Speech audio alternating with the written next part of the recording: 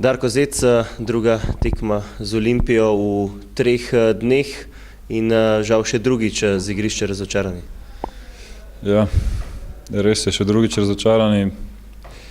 Tokrat mislim, da smo obrnili, da smo tekmo začeli veliko boljše, kot začnemo vse druge.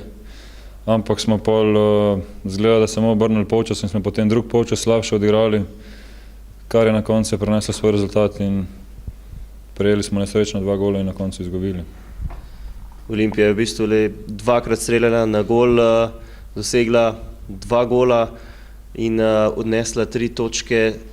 Smola, predvsem Nejca Vidmarja, verjetno mu ne gre zameriti vseeno.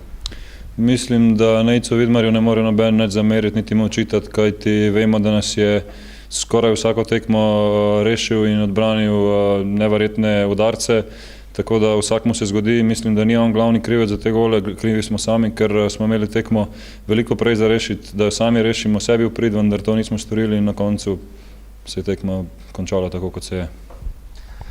Oster boj, vemo, da vlada na vrhu lestvice. Imeli ste že kar nekaj priložnosti, da bi se priključili, tudi danes bi s 3 točkami zopet prišli blizu, pa žal enostavno ne uspete narediti tega koraka. Ja, žal nam ne gre.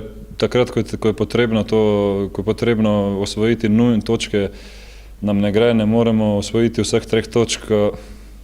Danes nismo osvojili niti točke, tako da težko rečem karkoli po taki tekmi. Morda na srečo sledi ta reprezentančna pavza, ki bo verjetno zelo koristna, da si tudi malce razčistite glave. Mislim, da koristna bo, zato ker moramo se malo spočiti.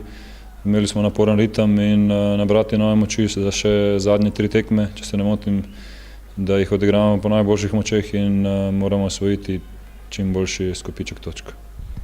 Kakšne so recimo sedaj te želje do konca jeseni, vsaj malce se približati vrhu? Želje so vsako tekmo, da zmagamo. Zdaj pa kako se bo pa, če se nam bo želje stekle ali pa ne, bomo pa videli po vsako tekmo posamezno.